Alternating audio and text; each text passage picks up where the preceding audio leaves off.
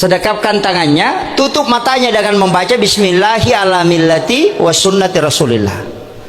Itu juga dibaca ketika dimasukkan orang ke dalam lahat. Bismillahi ala millati wa sunnati Rasulillah.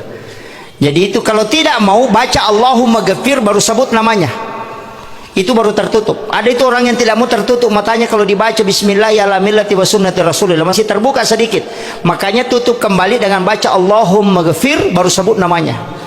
Allahumma ghafir li Muhammad Yusuf, nama aku ikut sebut nanti takut kalau nama aku sebut. Yeah.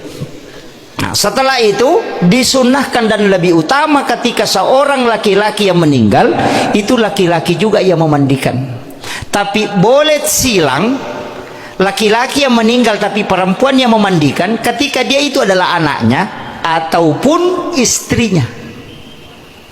Makanya Rasulullah sebelum meninggal itu pernah berwasiat kepada istrinya, ketika aku lebih dulu meninggal maka kau yang memandikan aku, tapi ketika engkau lebih dulu meninggal maka aku akan memandikan engkau. Dan itu menjadi konsensus di ulama bahwa ketika suami meninggal, afdalnya sebenarnya istrinya memandikan di bagian tengah. Tapi kebalikannya, kalau istri yang meninggal suaminya tidak boleh memandikan di bagian tengah. Kalau bilang kenapa dan tidak boleh, saya juga tidak tahu. Iya. Cuma secara umum garis besarnya bahwa ketika laki-laki yang meninggal, laki-laki yang memandikan.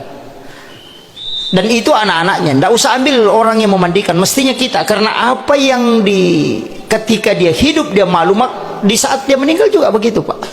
Mahal kalau dilihat orang. Itu kan pandangan rohnya kan tembus. Maka saya kasih tahu, memandikan jenazah itu paling gampang, Pak. Sama dengan orang hidup itu. Jadi caranya kasih baring, cuma begini, kadang kita keliru. Ketika ada orang meninggal, sudah meninggal, kita sedekapkan, tutup matanya, baru ambil kain biasa ditutup, kain putih, baru ditinggalkan. Oh, keliru betul itu.